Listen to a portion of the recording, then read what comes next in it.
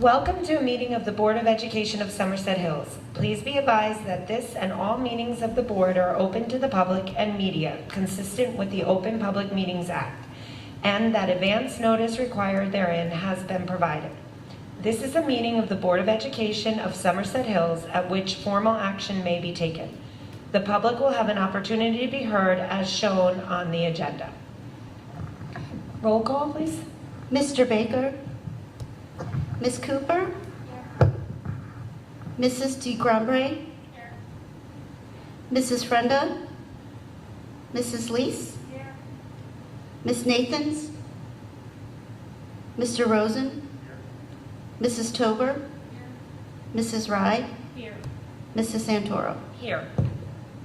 Okay, can I get a motion to go into executive? Great.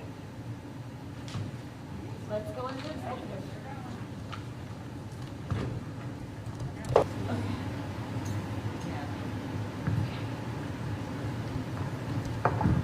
All right, good evening, everyone. We just have come out of executive, so we can do the Pledge of Allegiance, please.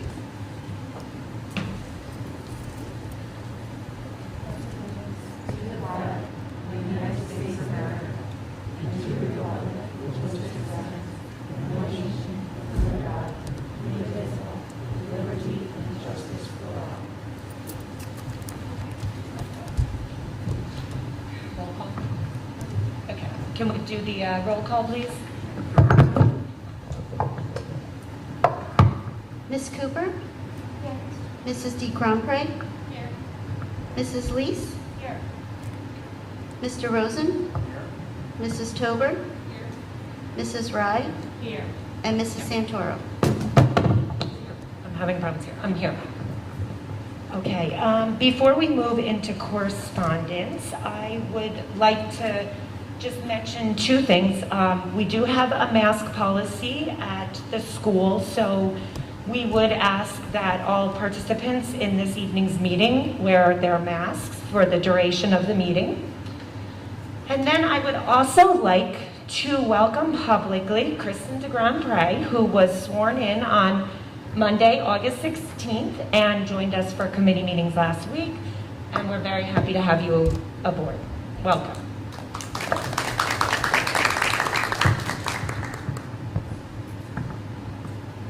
Correspondence, please. The board received a note from Sue Crowley for the lovely retirement gift. Email was received by Cynthia Singlovich regarding vaccination status of staff.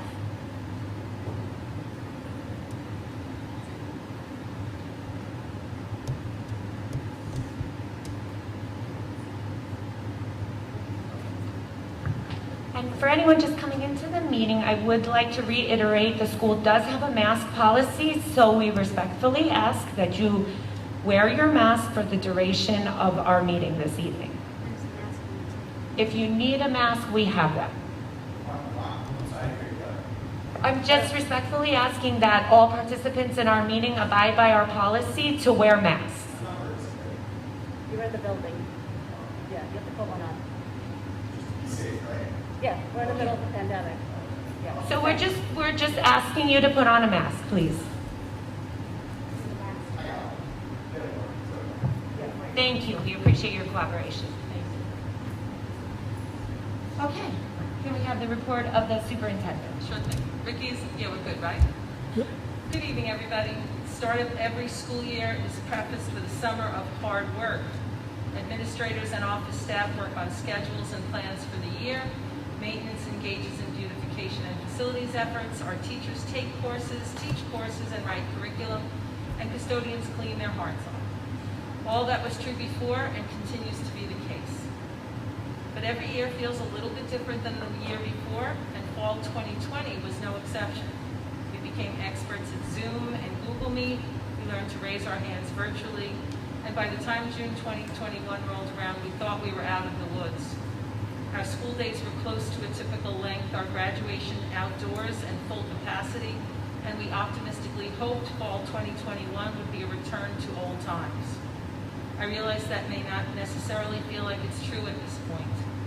However, I remind us all that as a school community, we learned a lot last year about continually evaluating charted courses, about flexibly considering options and timelines, and about the importance of ongoing and timely communication. So as we prepare to launch 21-22, I can't help but think we are well prepared to navigate whatever is ahead. In August, I typically report out on district enrollment. As of yesterday, our buildings anticipate serving 1,716 students. Last August, we were down about 70 students from the year before, and this August, we are down about 90 students from last August. This decline in enrollment is as our demographer had predicted. Specifically, Bedwell had the most dramatic change, currently standing at 443 students, down from 505 last August. The middle school had a slight change. It was down 7 students from last August, currently standing at 470. And the high school is down about 22 students, from 825 to 803. Looking forward, our new teacher orientation is scheduled for next Tuesday. We look forward to welcoming 13 new teachers, and I'm grateful to Dr. Butler for her efforts on behalf of this plan. All teachers will be in next Wednesday through Friday, and our supervisors have collaborated with Dr. Butler to ensure that this time is targeted and well spent. Thanks to the business administrator, Ginny DeMarco, for her Herculean efforts on behalf of transportation. Our own routes are all set, and our fingers are crossed that our contracted routes are as well. Bus passes were mailed yesterday and today, and drivers are about to begin practicing their routes. Board meetings always give us an opportunity to share information, so as we get ready to close the door on summer 2021, I'm grateful to Mr. Catelli, Supervisor of Social Studies, World Language and ESL, and Ms. Jamie Karansky, the Director of Student Services, for their willingness to help us learn more tonight about the summer programming the district offered some students this year. So Michael and Jamie, we are ready for you. Thank you, everybody.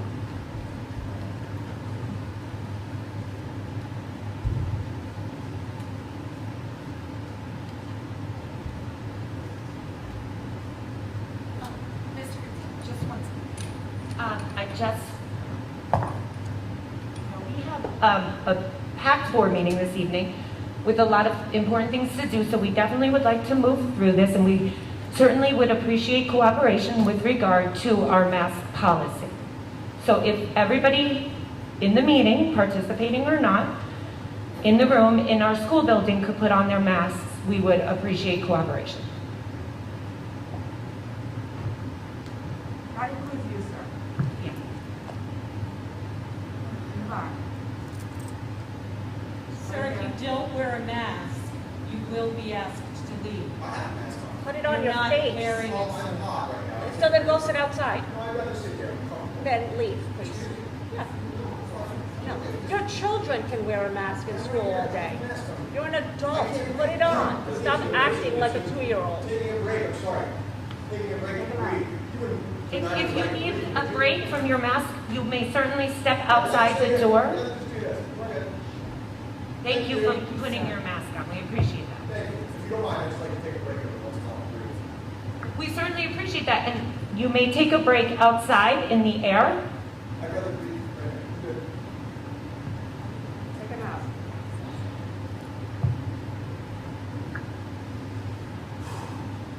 Sir, we've asked politely.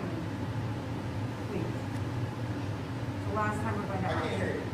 I said we've asked politely, and it is the last time that we're going to I ask. responded to it. Continue. I got that. Thank you. I'm fine. Thank you. Okay. You're welcome. Thank you, everybody. Better? Good? Thank you, everybody. Ms. Karansky and I are happy to talk about the summer programs that we offer at the school district. Can you? Better? Yes. Good. Very happy to talk about the programs we offer at the school district over the summer. Despite what a lot of people think with summer, the staff are here, our students are here. We have a lot of programs that we offer to different groups. So the most important thing we want to stress is our programs all party students who are part of specific groups and are specifically invited. They're working with our certified staff in a lot of different areas across a lot of different grade levels over the summer. We're not necessarily talking about YMCA camp, which we fully support and love, but we're talking about groups that the school is targeting for academic growth, groups that we're targeting for mandates that Ms. Gransky is going to talk about. And like I said, they're working with our certified staff members over the summer. These are some programs that we've always had, like our PSY program that Ms. Gransky is going to speak about, but it's also programs that we've developed in the past few years to meet different groups that we're trying to target. Sometimes groups like ESL, that we're trying to help with language growth, and we're going to talk about like a math group that we're targeting as well, and a reading group that we recently started up this summer. So we're always evaluating, we're always deciding new ones to target, but some of the same ones that we're consistently meeting. And this summer, we targeted and worked with 93 different students.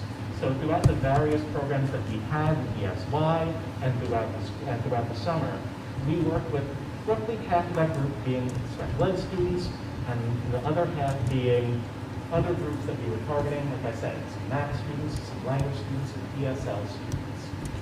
Typically, the funding for some of these newer programs as well is coming from federal funds that are used to target some of these specific groups, like our ESL students that I was talking about. So what were some of these specific programs? One of the first ones that I'd like to talk about is one we made a couple years ago, the Summer Support Pay program. When students are registering for kindergarten, if they mark that they speak another language at home, they use another language at home, they are invited to take part in our Summer Support Pay program. So as I mentioned, we're constantly looking at information, constantly looking at our data, and what we heard from parents, we heard from some teachers was students who might be using another language at home had a rough start in kindergarten. And that's not what we wanted to see from our students. We didn't want to see them happy in the beginning and teachers saying they're struggling. So we talked as a whole team and decided a 6-week academic program, not only to acclimate them to Bedwell school procedures, but work on fundamentals of reading and writing, was the right way to start them off in kindergarten. We used that time as well to screen them. I did a presentation back in November talking about what happens with ESL students and what those services look like when you get enrolled. We do a lot of our introductory screening services at this point as well, because previously we were doing that at the beginning, and that was also slowing down getting services to those students. So now we're targeting them on the first day of school with services that they need, and they're happier when they're beginning school. They know the procedures, they know some of the teachers, they have some of the fundamental reading and writing, and we've seen great success in the data from these students' growth. We've been seeing them perform better than students in the same situation before we created this. But perhaps the most important piece of data I would say is when I talk to the parents who have kids in this program, they say they enjoy school more. They said they love kindergarten more, and I think that is the most important piece of data that comes from this whole thing. Another program we offer is Summer SOAR. This targets our Title I students. It works with first graders, second graders, third graders, and fourth graders. This was a shorter program. This is 3 weeks, and it's more academic. While that kindergarten group is working on those procedures of being in Bedwell, welcoming in kindergarten, these students are reading, writing, they're working on the math as well. And since it's across different grade levels, it's targeting the students' grade level, but also their English language proficiency.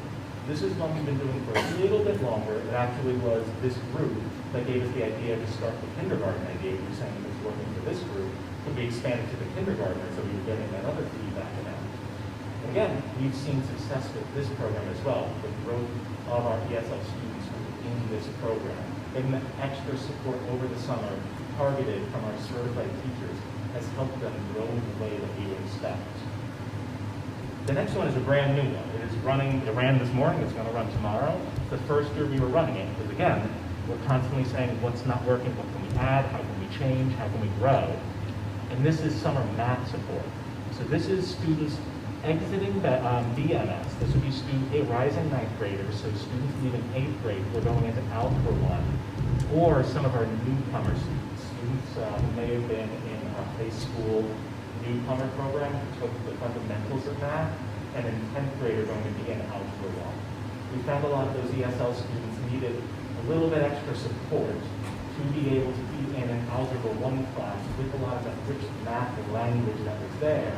So we're running a 2-week program to give them some of those fundamentals and some practice and the language to be able to succeed in Algebra 1 at BHS. Like I said, it's the last 2 weeks of summer. It's kind of a boot camp model, because that's what our students suggested we would be able to attend at this point. This is the point when we will be able to come and when we will be able to work. I'm interested to see what the data shows us as the year goes on. Like I said, it's the first year we are running this, so I want to see what is going on. But the data we're collecting in the program has been really, really positive. We've seen them gaining confidence, we've seen them using the math language in a more targeted way, and they are just, again, feeling more comfortable going into an algebra program at high school next year. And the last one I'm going to talk about before I turn it over is an ELA program, the Rutgers Summer Reading Program. This is the first year we are running this one as well. It's 8 weeks of live online instruction. So it's a partnership with Rutgers, and there are 10 students who are targeted for this program. They have hybrid connections with the program with an instructor at Rutgers, and they are using engaging trade books, and they are working on reading skills. So I want to be clear, we're not doing drill and kill, we're not doing grammar worksheets, they're reading novels. They're reading middle school grade level novels, and they're working with instructors at Rutgers and engaging in activities and discussions on these books. And the most important piece of this is, right, they're gaining those skills, they're gaining that literacy knowledge, but it's also the confidence and enthusiasm for reading that we want the students to develop as this program grows. So this is another one that I said is the first year, and I'm excited to see how it plays out. So we still have several more. I'm going to turn it over to Ms. Kransky to talk about ES Live programs. So the extended school year program is an extension of the typical school year. For our students, this is required because if we did not have the extension of this program and these special education services and related services, the students' performance would revert to a lower level of functioning where recruitment couldn't be expected in a reasonable length of time. So our program ran for 6 weeks in person. For those of you who don't know, I started last July, and our program last year, of course, was fully remote. So we are very excited to offer a fully in-person program. One of the successes, I think, of our program is that we had students who were virtual all year who were able to come to our program in person, and that will help them get started for September. As you know, in special education, students become eligible when they turn 3 years old. So we did have some students starting school for the first time in our program, and we also had returning 22-year-olds to our program as well. So our program went preschool through grades 12 and up. So there was a primary focus on language, arts, and math skills, and for our high school students who attended the program, there was a focus on vocational skills. These are just some highlights looking at language arts. Our students in middle school reviewed major concepts. They worked on short films and short stories. They delved into the effect of Mona Lisa, solutions to polar bears, and the positive and negative of video games. They also continued to build on the vocabulary and spelling skills. Many of them wrote different narratives about the beach and researched animals. There was regular journal writing daily. And we also incorporate multisensory strategies for our students to help them identify their learning styles. And our youngest students were also working on letters, numbers, shapes, colors, and sounds. For our math highlights, our students did multi-digit operations, word problems, and simplifying fractions. They also worked on adding and subtracting, regrouping money, telling time, determining time, distance, and speed. And again, our youngest learners were doing daily number hunts to go on adventures in the classroom and match numbers 0 to 10 while counting or singing the number song. What we did really see, like Dr. Catelli also shared, is that our students were having fun while learning. Some additional highlights, especially for our older students working on vocational skills, they organized the vegetable cart in the front of Bedwell. They worked with an employment specialist and job coach. Our youngest students, they also became young botanists. We had theme weeks that the students participated in, and heard me mention kind of some of the things that they were working on. They had a beach week, a safari week, Olympic weeks, and ultimately what was also great is that they made some new friendships and bonds that we really hope continue into their new school year. So thank you for listening about what we've been working on this summer.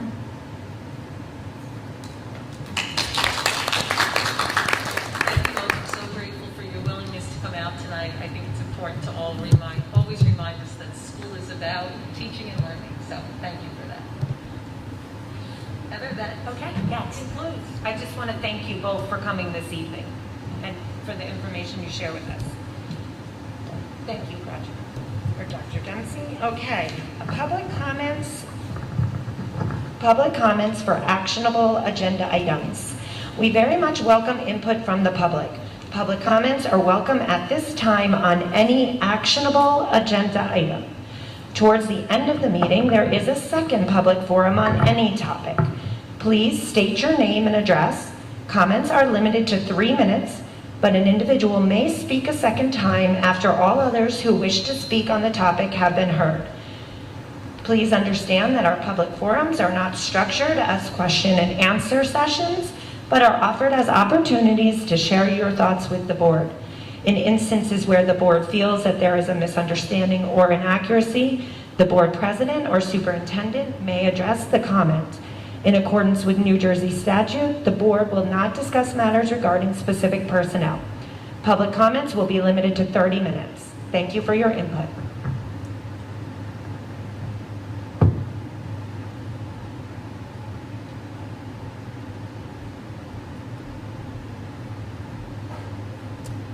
Hello, my name is Eli Benjamin. I live on 25 Laurelwood Drive.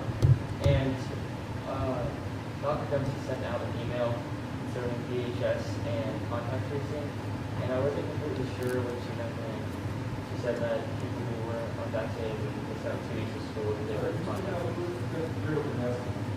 It's hard to carry with that mask on. I can imagine what it's like going to school with a mask on. Sir,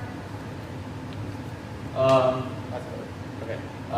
So like I have a question about like contact tracing, and if you're not vaccinated, like if you get contact traced, would you have to stay home for a week or 2 weeks? How long the quarantine is? And would there be like a virtual opportunity to learn during that time, or would you just miss out on a week of school? So here's what I can tell you at this point in time.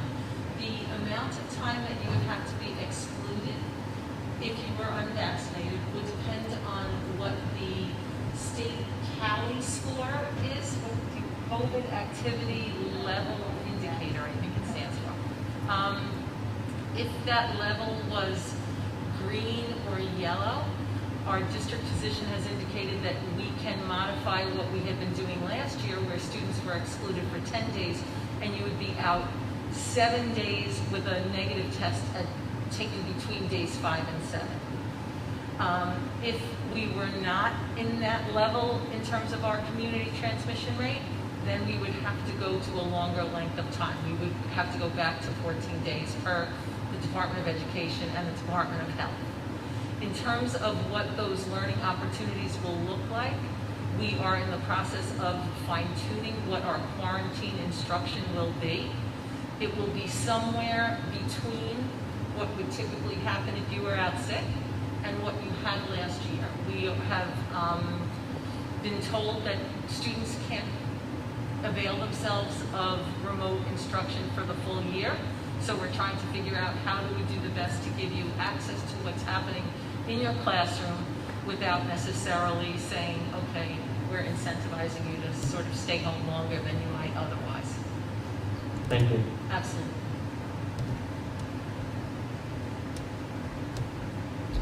Just a reminder that this public comment section is for our actionable agenda items. hi, Allison Demers, 24 Charlesworth Avenue. And this is in response to the correspondence letter. I felt compelled to speak out after the letter. The underlying portion in particular goes against what I was taught back in the day in my nursing curriculum, as it includes coercion. Are we really going to discriminate against vaxxed versus unvaxxed students? There are medically fragile kids in this community whose parents feel it is too big of a risk to vaccinate them. How will the district be obtaining information to who has been vaxxed, somewhat vaxxed, or not vaxxed? What tests will be required for those students, given that the CDC has recently stated that PCR tests are invalid?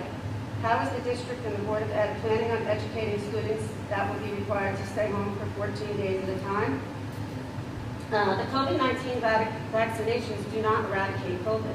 Vaccinated individuals can still get COVID and still spread COVID. So what premise will the board use to differentiate the treatment of the vaccinated versus the unvaccinated? Early Israeli studies have efficacy rates of the Pfizer vaccine at only 39% for the Delta variant.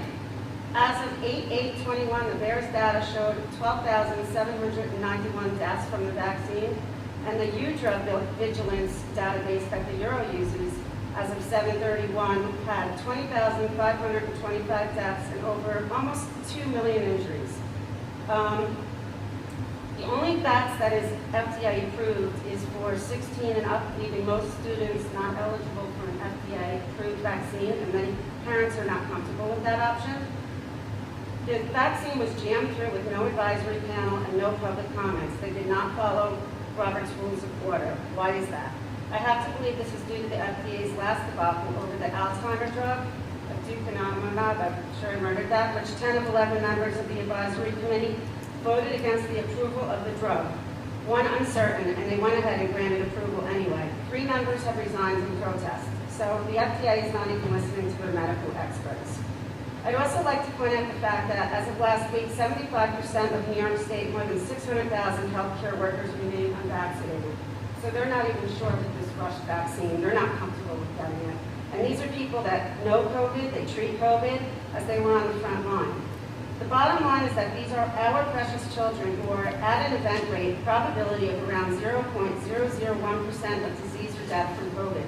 And many parents feel that the risk-benefit doesn't warrant the vaccine right now. Testing on kids' status will not be complete until around 23-24. This decision needs to be made between the parent, the child, and the physician, not the school. We need your support to advocate on behalf of our kids. Thank you. Excuse me, ma'am, I'm sorry. We weren't able to get your name. Allison Harris. Allison. Okay, thank you.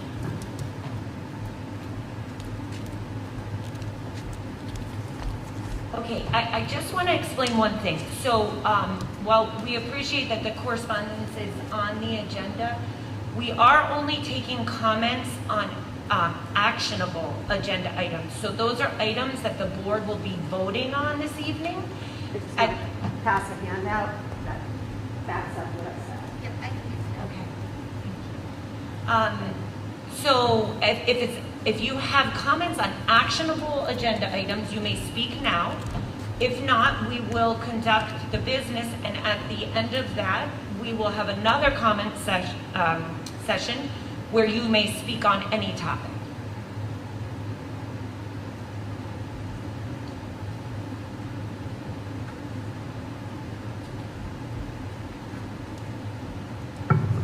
How you doing?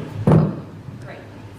Define actionable. What do you mean by that? Yeah, so first I just need you to state your name and your address, please. Steve Tobit, 31 Ambar Place. Okay, thank you, Steve. So actionable agenda items are in the packet, and they are items that we will be moving to vote on. They've been discussed in our committees, and they're the business that we have to vote on this evening in order to conduct the business of the school district. I'm sorry I wasn't given a copy of that. They're right behind you on the table. Right here. Yes. Can I go get one? Yes, absolutely. If you tell me the nature of your comment, I can let you know if it's an actionable agenda item.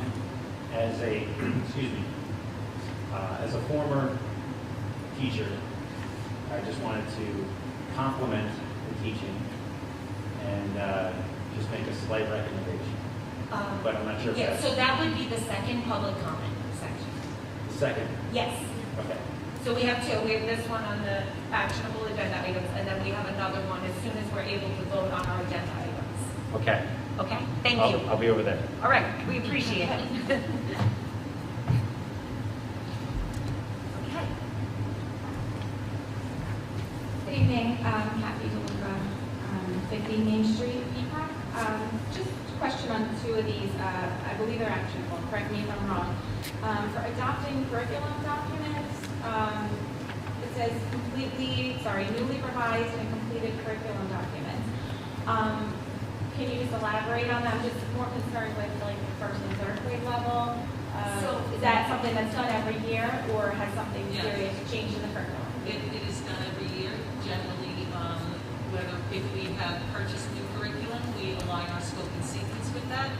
In addition, when standards are changed, we update our curriculum documents to reflect. Okay, like I know the math book changed last year for kindergarten, and I wasn't sure, but I can find out more from the teacher and online, right? Okay. And the second thing, what is the number 7?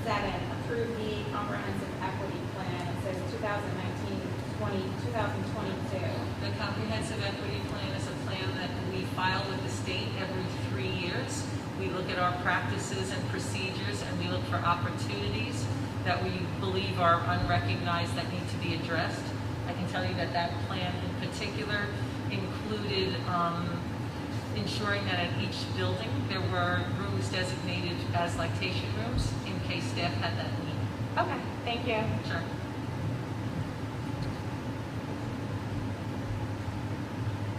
Okay, if there are no more comments on actionable agenda items, I will close this public comment session and we will move on to, oh, actually, can I get a motion to close it? Larry, a second? Jamie? Okay. Just give us the ability to look at it and how we can close it. Oh, sir, those have been available since, I believe, 6:30 this evening. Oh, And actually, they've been online since Monday, electronic versions. I see. So, but you will have an opportunity to speak again at the end of the meeting. Okay, so let's move on to committee reports. Or, I'm sorry, approval of minutes. May I have a motion for the approval of minutes? So moved. Second? Thank you. Roll call? Ms. Cooper? Yes. Mrs. D. Grandpré? Abstain. Mrs. Lees? Yes. Mr. Rosen? Mrs. Tober? Mrs. Rye? Yes. And Mrs. Santoro? Yes. Motion carries. Thank you. Okay, Jamie, you're going to do the finance report this evening. I am. I'm going to try to fill Bob Baker's shoes. It's never easy. Okay, the Finance Committee met on August 18th for about 45 minutes. All members were in attendance. We discussed how we were going to have our next committee meeting, whether it would be in person or virtual, and we decided for several reasons it would be virtual this next month. Mrs. DeMarco, our business administrator, presented us with a table with an update on our pandemic-related grant monies that have been received and how they have been and will be spent. The table was very informative, and the committee felt that it would be an excellent resource to share with the public on our website, which will be done after there are a few different notes and revisions added to it. So you can look for that coming up. Secondly, we discussed the Emergency Connectivity Fund, which is extra pandemic funding offered through normal E-rate applications. In our upcoming E-rate application, we plan to include additional hotspots, iPads, and Chromebooks that cost a little over $100,000. If they do not approve funding this additional equipment, it can be paid for by the ESSER 3 grant money that we will be getting. After that, we discussed the proceeding to refinance our 2012 bond. Our bond advisor, Phoenix Advisors, is recommending we proceed with this at this time. The board voted on this process last October in our board meeting if the interest rates got to be favorable for such an action, now they are. So this action will save us about $1.3 million over the remaining life of the bond, which goes out until 2029.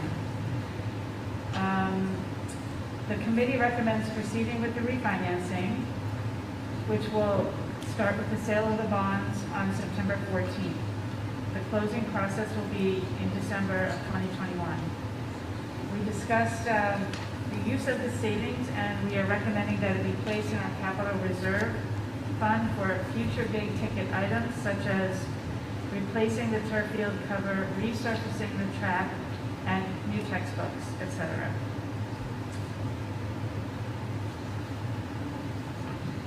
With that, I would like to move items 1 through 11 on the agenda and items 12 through 18 on the agenda. Can I have a second? Thank you. Is there any discussion?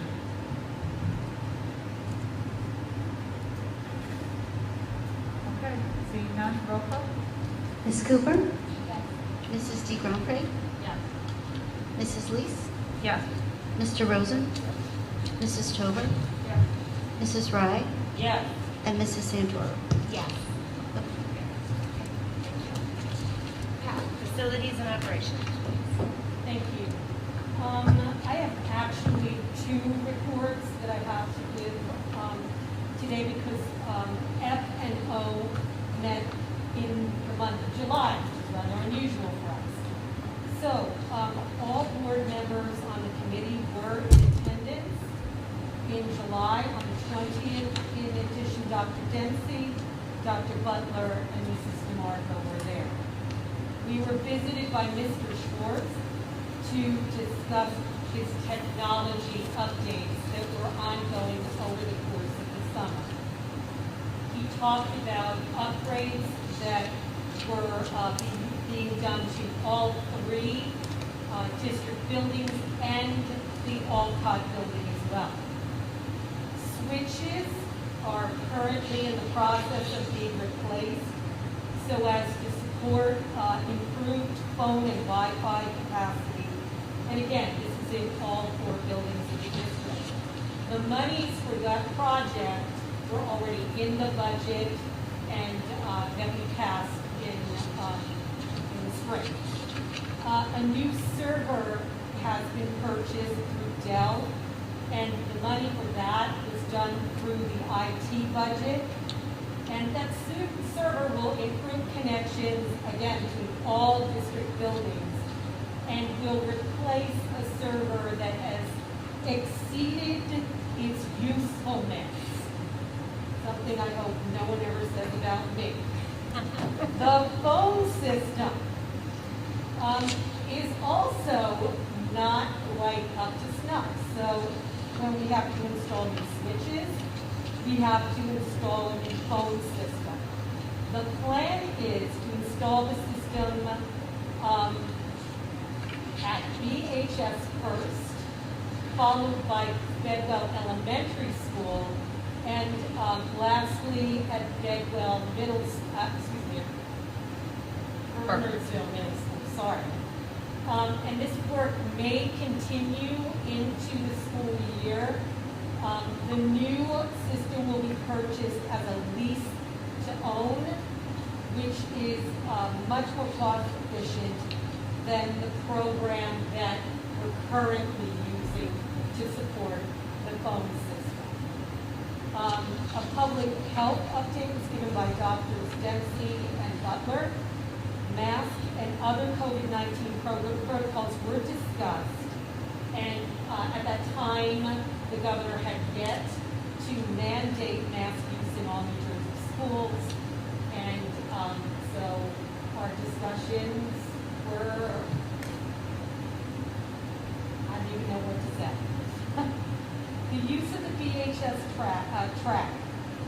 We've discussed safety concerns with the public being able to use the track during the school day. It was decided to post signs, which I've seen in walking the track, saying what the limits of time that people can be using the track. Those signs are both in Spanish and in English. Just some information, a tree that was deemed dangerous has been removed from Bedwell Elementary School. There will be, and I'm sure you saw the signs when you came in, an I Love Bernardsville 5K run on September 5th, and that will use the parking lot facilities. Here, there will be a car show, also at BHS on September 25th, and there will be a holiday parade sponsored by Downtown Bernardsville in December. And that's what happened in July. And now we're on to August. At that meeting, all board members on the committee were there. The administrators in attendance were Dr. Dempsey and Mrs. DeMarco, were you there as well? And Mrs. DeMarco. Okay. The F&O committee discussed in-person committee meetings versus virtual, and the committee decided only to do virtual on the September meeting that we're having. Vaccination status. The district is asking all staff members to provide information regarding their COVID-19 vaccination status and appropriate proof of vaccination. This was sent out later in a letter by Dr. Dempsey, and the information will need to be provided no later than 4 p.m. on September 1st and will be held in strictest confidence. Before and after care will commence as per usual at the start of the school year. COVID-19 protocols will be strictly observed. The Bernardsville Recreation Department was approved for the use of district classrooms for recreation programs during the 2021-2022 school year. And finally, a request was made for an AFS student to attend BHS for the school year. Citing issues related to the ongoing pandemic, the request was denied for the 2021-22 school year. Facilities updates. I always like to hear those. Needlepoint ionization is 70% complete. The LED lighting program is 90% completed. Summer cleaning is on track for the school's opening. Paving and fire lane striping are complete, and interior painting is on track. One more piece of information. The SSO extension. Free lunches will be extended through June of 2022. The program will only be for registered and present in school on the day the food is provided to students. There will be no lunches provided on early dismissal days. And this is different from what happened in the program last year. The PEBT program, the district will provide attendance information for students who were fully remote or hybrid last year by the September deadline so as to garner state reimbursement only. The program will end in the fall of 2021, and remuneration will be made to the district following state review of the data that we provide them. And I have no action items.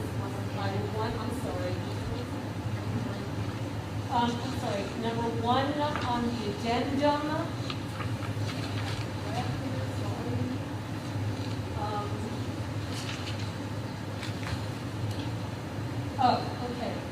So I asked that you move, okay, number one, and I asked for a second.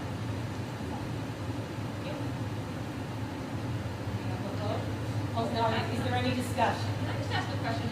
I know this wasn't discussed at our committee meeting, but it's just a curiosity question in terms of operations. So I know I've heard that well is starting a little bit later, and I was just curious with asking the reason. I have a feeling it's contractual issues and supervision, but I can get you more clarity on that.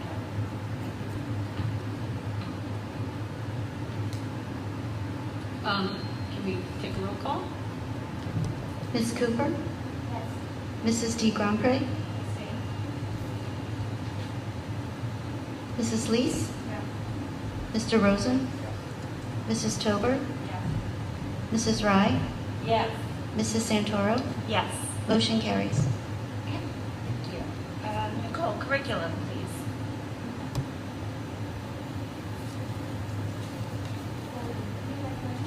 No, I don't think it's on. Can you hear me now? Yeah, great. The curriculum committee met on Tuesday, August 17th for an hour and a half. Mr. Baker, Mrs. Santoro. Sorry, maybe I'll just put- Can you guys hear me now?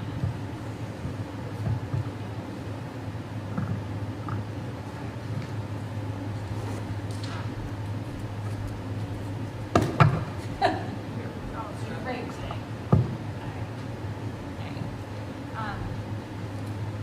Santoro, is it still on now? I turned it on. It was on. Okay. Mrs. Lees, Dr. Dempsey and I attended. Can everyone hear me now? Okay. We began the meeting by agreeing to hold September's committee meeting virtually with the agreement that we'll continue considering in-person meetings in the future. Next, on the advice of Dr. Gathis and considering the recent resurgence of COVID, the committee agreed to hold off on approving overnight field trip requests. Other single-day field trips were approved. Then we discussed plans to replace the top 20 system of academic recognition for graduating seniors with a system that rewards seniors for achieving a pre-specified GPA. The committee fully supported an award with a clear metric that students could work toward.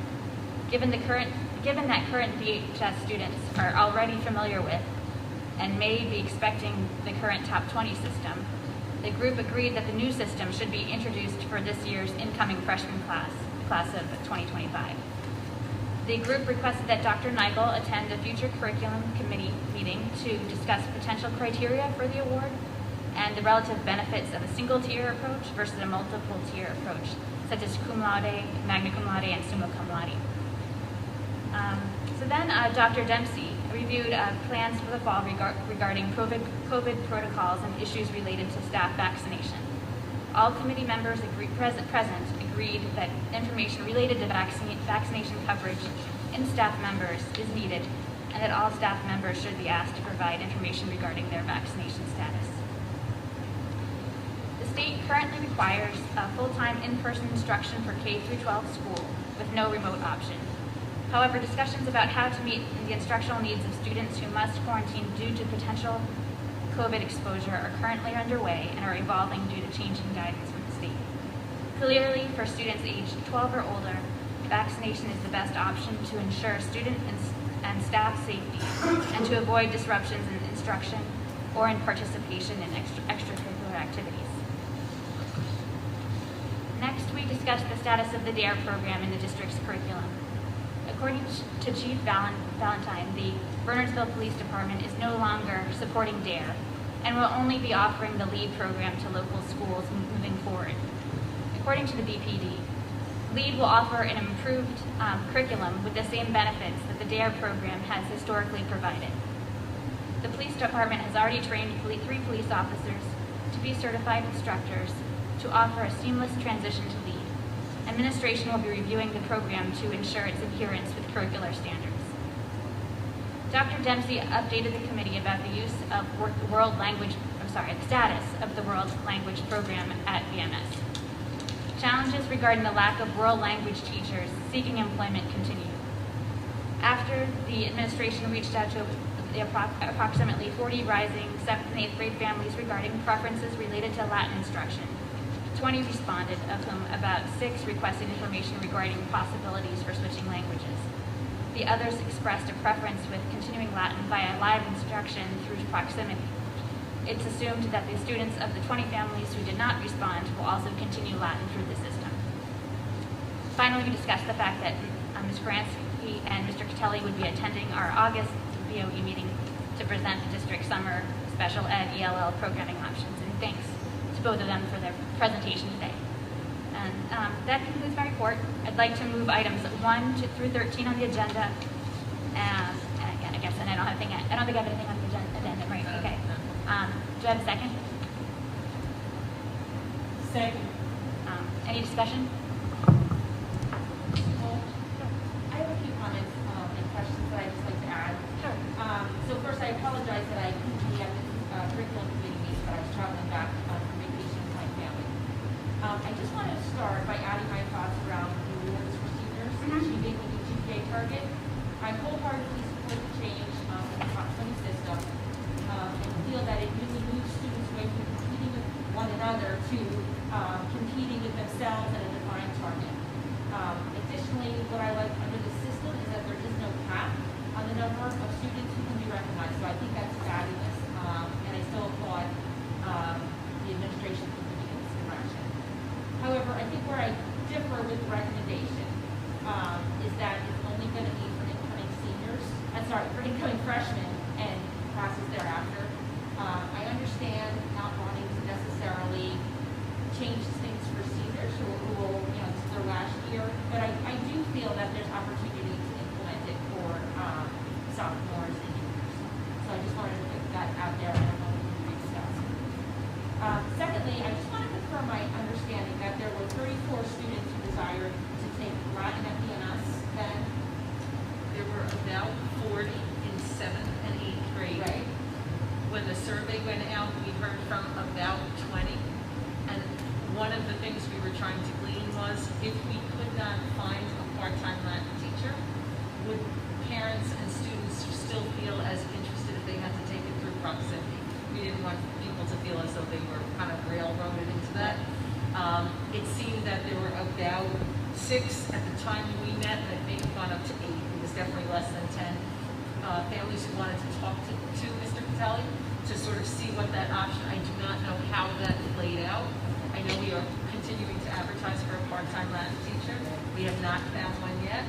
I know we have proximity. I believe, Ginny, it's on the addendum, correct? Proximity. So we're moving forward with that. Whether those students decide to actually change and what that will mean in terms of how we accommodate that request, we're working through. Right. I think it's really sad that we have to do proximity learning, and I understand, there's such difficulty finding that teacher. But to me, seeing some of those numbers still indicate that there's interest in the school. We've heard that there's interest in, future classes, and students coming out. I just personally think it's sad that we need to shut that down. Right, and Kathy, so we are not stopping to look for that teacher. One of the things that we found last year when we had that situation with French at the middle school was we ultimately did find a teacher. It wasn't until later in the year. So it's not as though this is our ideal solution. We certainly understand that a teacher in the classroom is better than this alternative. But what we're trying to do is ensure that they can still move through their instruction without feeling like they are forced to make another decision. So, But that's just for 7th and 8th. I'm talking about Correct. the interest in the community. So. And then lastly, this was something that I was truly going to bring up in committee, but since I wasn't present, I really feel the need to raise it here. At our next meeting, I would like to request that the curriculum committee, and ultimately really the entire board and the public, hear about the district position and implementation of curriculum surrounding critical race theory, the 1619 project, and any other terminology that teaches this type of ideology.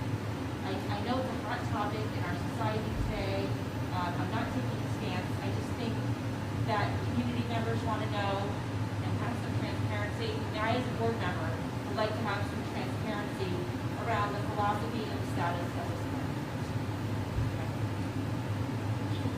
I just want to comment one thing, because I think this is a really important clarification around CRT. It's not a curriculum, right? It's a theory that is predominantly taught in law school. So our school district does not have CRT as a curriculum, nor are we planning to implement it, because it's not a curriculum. So I think that that's a misunderstanding. It's not part of it. Yeah, it's not part of. Yeah. So I just want to put that out there very clear. It's not part of New Jersey curriculum. So there's no mandate. no, there is that it be integrated into the curriculum. There is a law that was passed last March that indicates that the district should speak to teaching explicitly inclusion and diversity. I that sometimes becomes conflated with this issue. It was A4454 for those who want to look at it, which was synonymous with the Senate Bill 2781. And that is where I think some of this interest lies, because that is what we are charged with beginning this school year. It speaks to instruction that highlights and promotes diversity, encourages safe, welcoming, and inclusive environments for all students. So I'm not sure exactly what the concern is. I know I've had emails from certain members of the community. The New Jersey Student Learning Standards do not explicitly say, go teach critical race here. You know, maybe some, and I apologize for my ignorance around it, but, you know, I think it is rolling out there, so actually maybe a little, you know, further explanation for the board and for the community might be helpful, so that people aren't wondering and, you know, there aren't these open-ended questions and conversations that are going on. And so the School Board Association has put out a very useful information on critical race theory and its lack of applicability to K through 12 curriculum as well. So You said New Jersey School Board, right? Yeah. In the newsletter. Yeah. Right. Yeah. So we can share that with some of you. Great, thank you.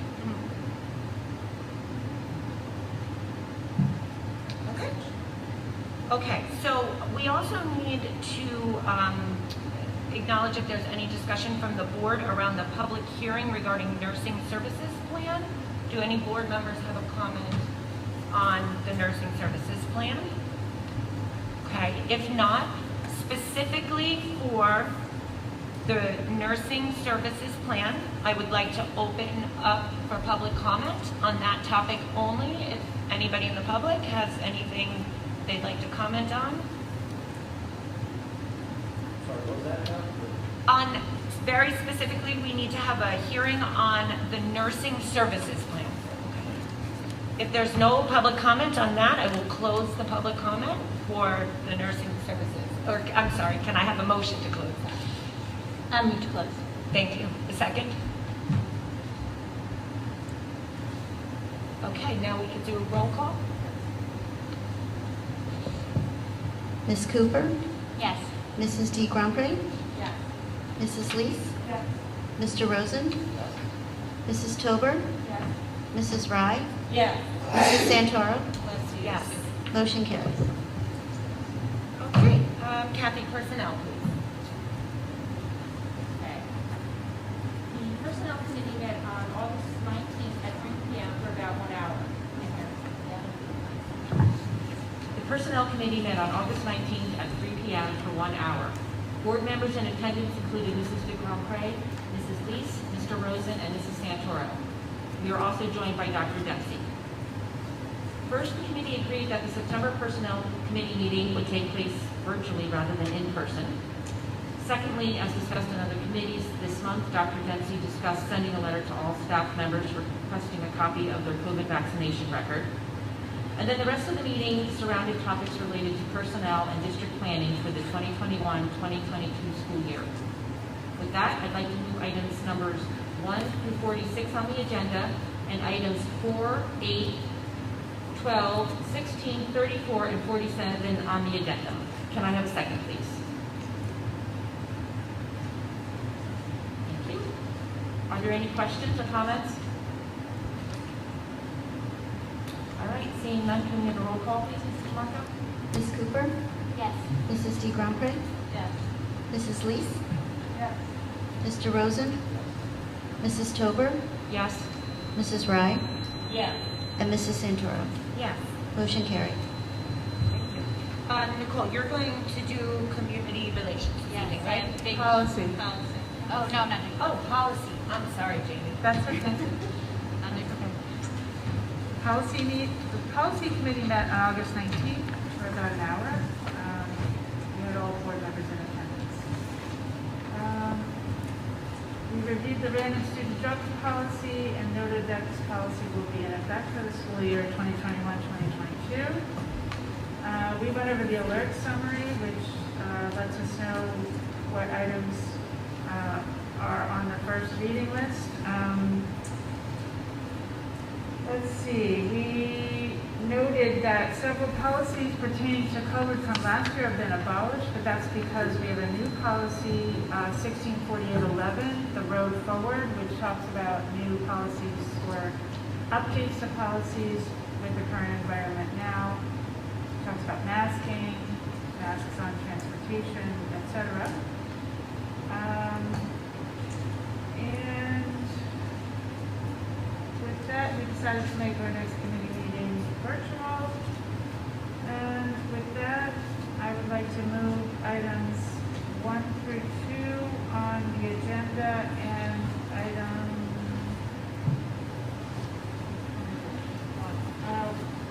first reading 1 for 164811 on the agenda.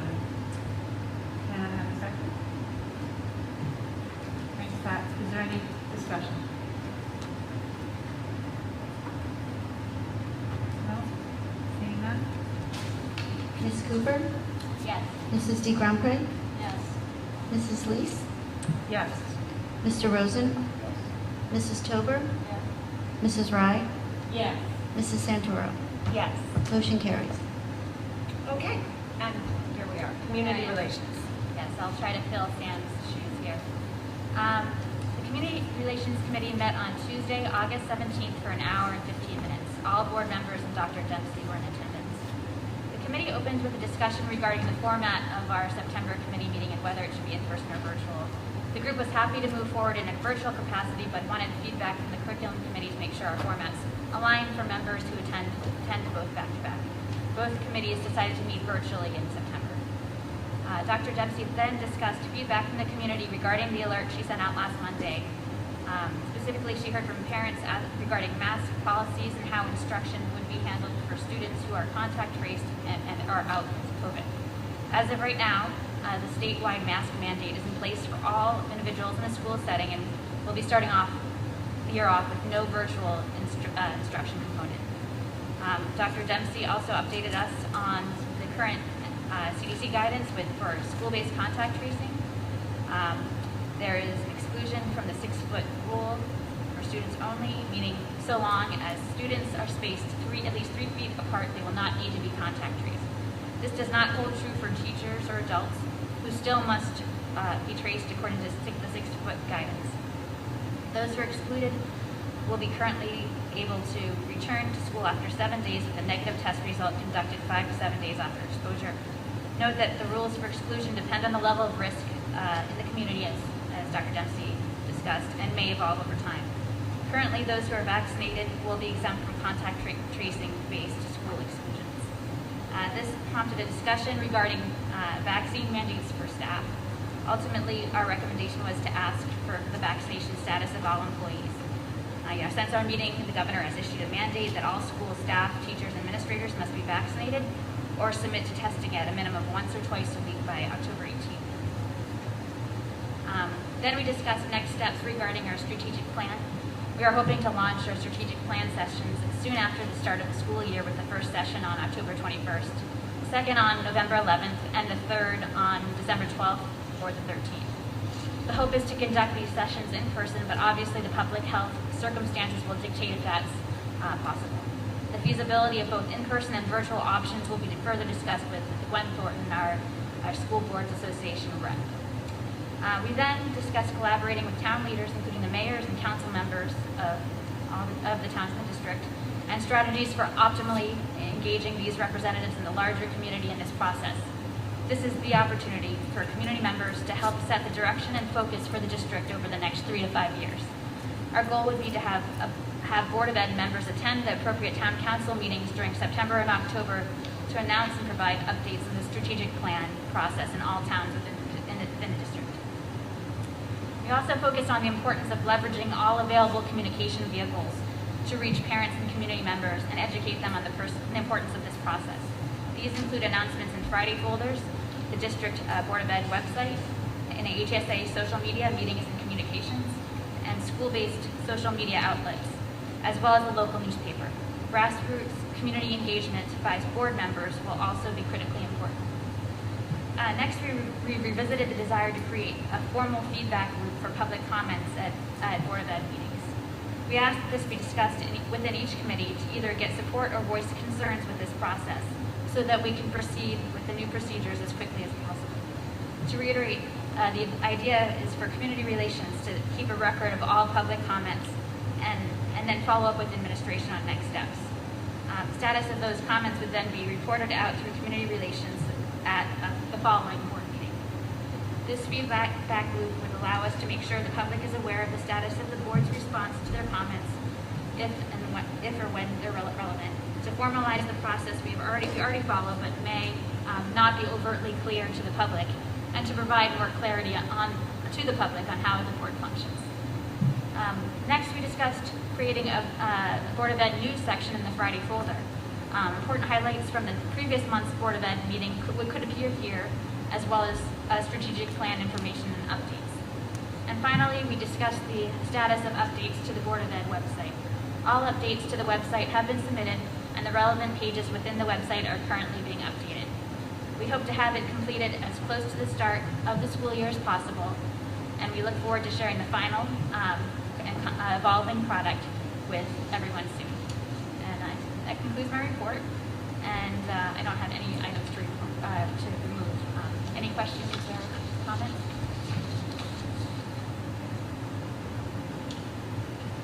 Okay, thank you. Okay, supplementary matters. Do any board members have comments for supplementary matters this evening? No? Okay, public comments. Public comments are welcome at this time on any topic. Public comments will be limited to 3 minutes. Please state your name and address, and thank you for your input.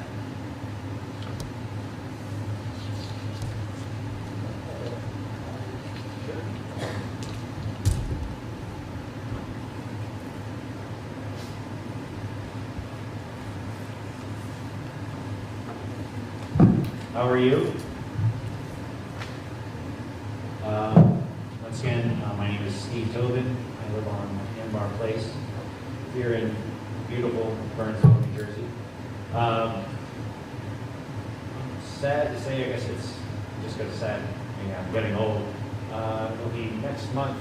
My wife and I have lived here for, 21 years. That's the sad part. I'm getting old.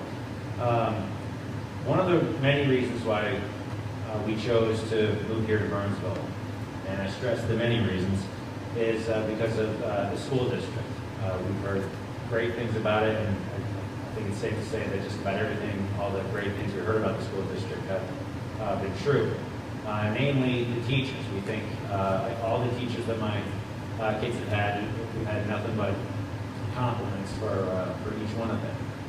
And I'm speaking by experience. Modesty aside, I've done some teaching myself. I taught English as a second language. I was a Special Olympics coach for years. I'm a CCD teacher.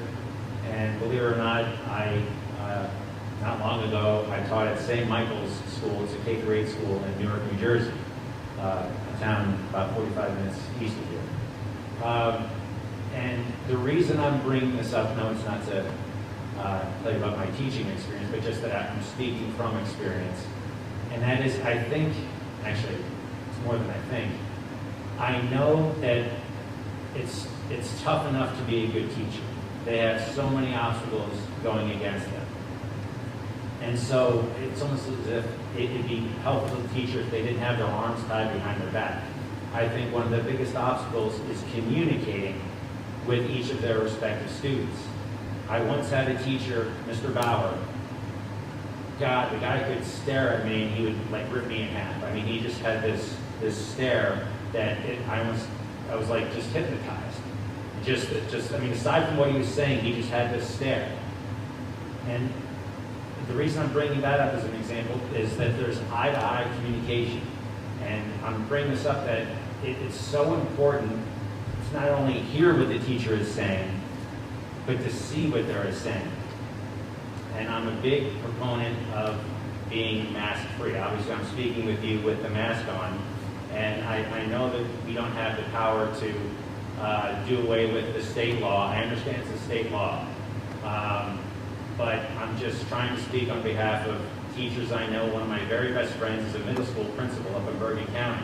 He's told me secretly that he wishes that the teachers didn't have to wear masks because the best teachers are unable to really get the students' attention because of this handcuff that they have around their mouth. So once again, I know that there's nothing that the board can do at this point. I understand that, but I just wanted to go on the record that what we really need to do, what is best, what the true purpose of the Board of Ed is to help the students. The best way to help the students is to teach them as best we can. The best way we can teach them as best we can is if the teachers can have a clear, open communication with them. I mean, just think of the number of times tonight where we had trouble hearing other people because of the mask. Once again, I know you don't have the power to change that, but I just wanted to be on record that these masks aren't helping. And I appreciate your time. Once again, I have nothing but compliments for the Somerset Hills School District and the teachers, but I just think it'd be much easier for them and be much better for the students if we could go without the masks. Thank you very much. Yeah. Thank you for your comments, Mr. Zoll.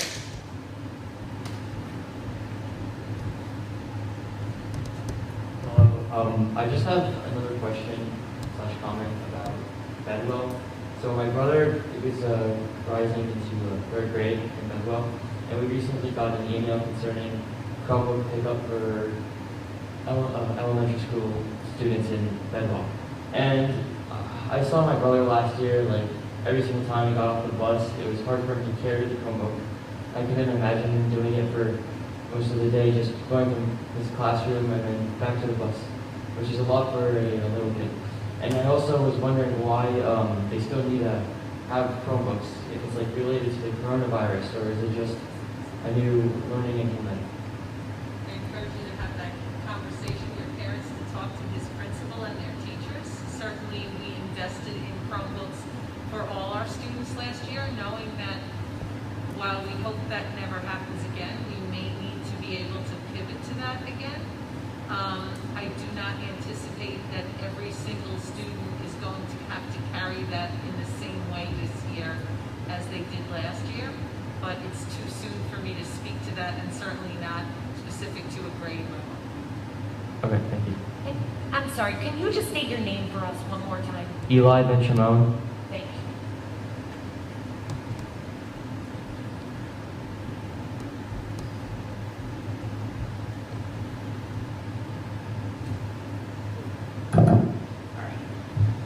Hello again.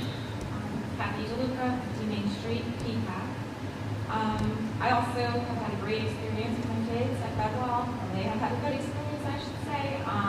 Obviously my older child had a better experience because it was before COVID. My younger one, it's been harder, but we love our teachers as well. So I'm here to talk about PO 251 masks. My background, I'm a registered nurse, and prior to that I was a research scientist at a pharmaceutical company. So I've looked into the research, peer-reviewed journals. I know we all want what's best for the kids, and we all think we're doing what's best, but I just want to present what I have, and I do have references if I can send them after the meeting or something. Anyway, there is a true lack of scientific evidence and controlled studies in schools especially indicating that the masks prevent COVID. The box insert for the surgical mask says does not protect against COVID. OSHA says surgical masks protect against large splashes, droplets of bodily fluid. Mostly, let me just get to this first. The CDC, and I'm quoting, does not provide wearer with a reliable level of protection from inhaling smaller airborne particles and is not considered respiratory protection. So the real specialists in this field are industrial hygienists. I work with them at Merck as well, to determine the proper PPE for what activity we were doing. The virus itself is around 1 micron or smaller. That's 1/4,000th of a cross-section of a human hair. It's like using a chain link fence around your yard and around your house to protect gnats from getting into your yard. The particle itself can take hours or days to fall to the floor. The N95 mask will provide better protection, but it does decrease oxygen by about 20%. That's not safe for kids.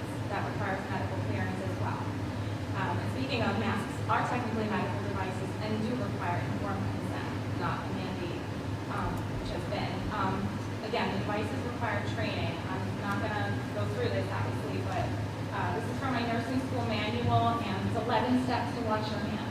We all know that kids are not doing that. Copies if you want. And this, I just highlighted the pink section as far as how to handle masks. And basically, if you touch it, it's contaminated.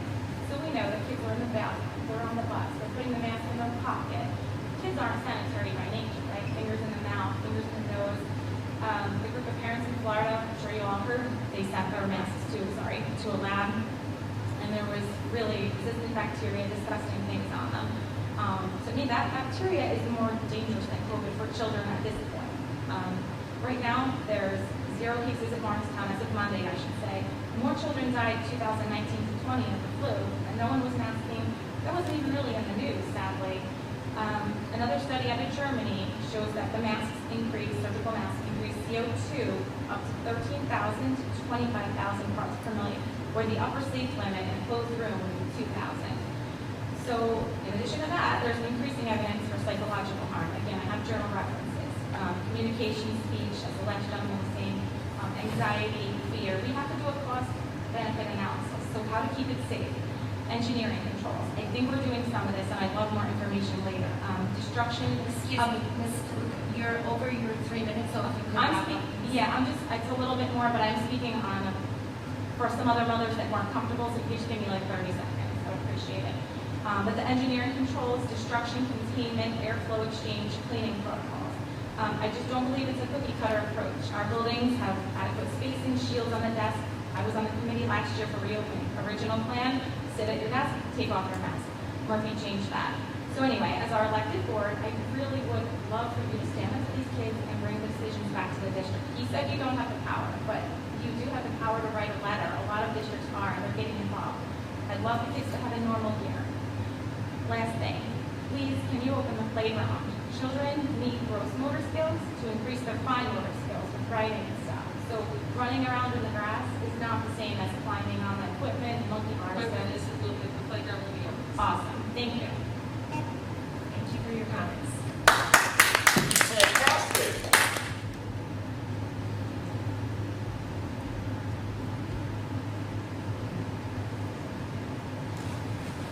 Hi, good evening. My name is Michael Oshima, 25 Dorwood, Alex Starter. I'm reaching out again because I believe we didn't get a fair answer about the Chromebooks. Not just the effect of carrying Chromebooks for small kids every day, but I'm really concerned that they're going to use Chromebooks in class, and it's going to be virtual in class, but physical, staying physical. I would like to see my kids going and studying, not in front of the screen, because they have enough last year, and they have enough time to do it. We don't disagree with you. Thank you, Mr. Mitchell. Thank you.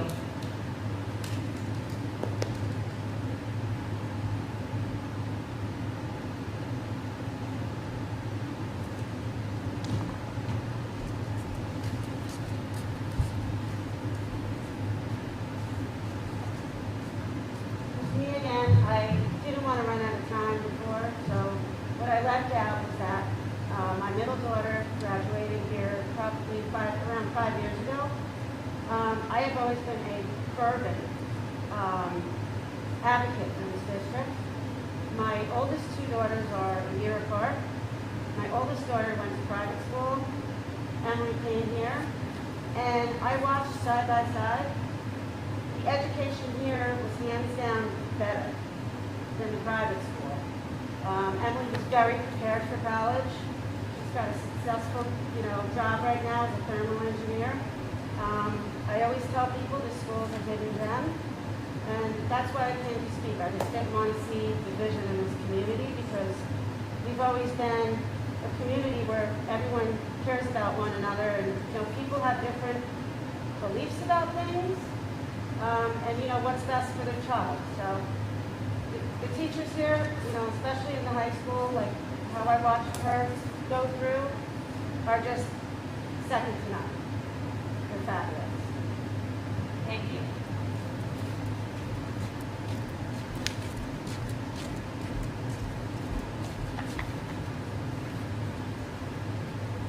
Hi, my name is Jody Sebastian. I live at 18 Stonefence Road in Burnsville. And I just wanted to say, I know people have a lot of opinions about the masks and vaccine, and I'm actually not even interested in saying anything about any of that, but I think that the world is kind of scary, and Delta variant is bringing something to the table that a lot of us haven't seen yet. As a physician, I've seen a little bit more of what might be coming, and I think a lot of how our children come into school depends on a lot of our attitudes as parents. And while I don't want to wear a mask, I don't want my kids wearing a mask.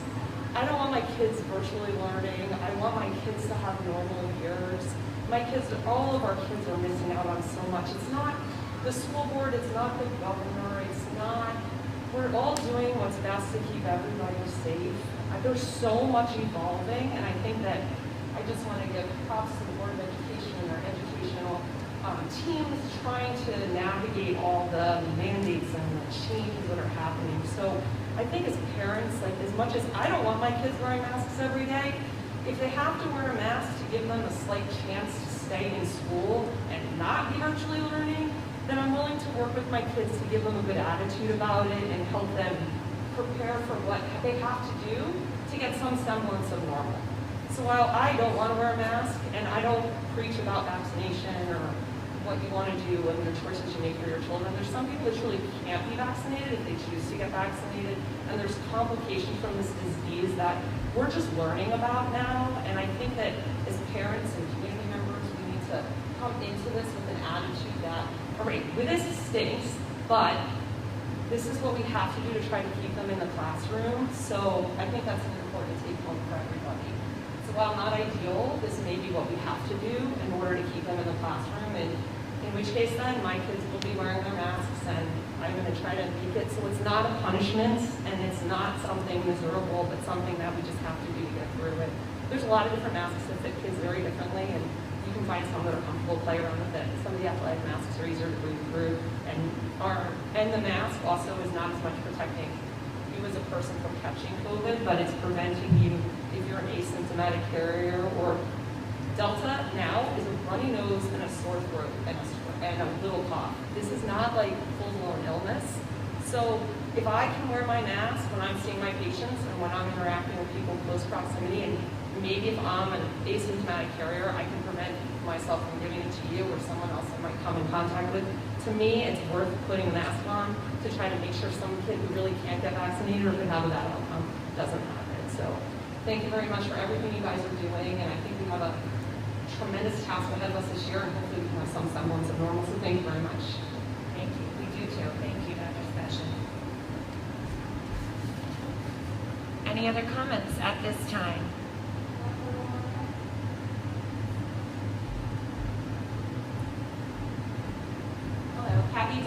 Again, I'm pretty sure that a lot of her talk was directed at me. She was looking at me the whole time, which is fine.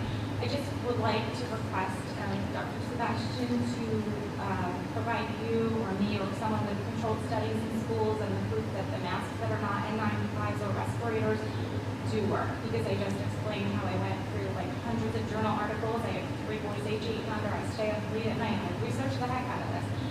Maybe I'm missing something. So I would honestly like that provided to me. If you told me there was a school in, say, Clinton, New Jersey, similar demographics, similar spacing, similar airflow, basically a controlled experiment, and those people wore masks, ours didn't, and, they had much lower rates, then I would be, believing that it works. But, Sweden did masks, they're basically in the same boat as us, Florida, it just keeps happening, and we're separating, and then the virus can't, when it comes back together. I think the distancing is what's working more to prevent the illness, the hygiene, everything that's changed in the school that wasn't, when my other son, the first time was in kindergarten. So cleaning protocols and all of that. So I'm not saying there's not research out there. Like I said, I may have missed something. Science is changing. I'm always looking to learn more. But I don't want to be discredited because I put a full-on effort into this research. Thank you. I really did. All right. If there are no other public comments, can we have a motion to adjourn? Oh, I'm sorry. A motion to close public comments? Okay. No. Motion to adjourn. And a second, okay? Thank you for coming this evening.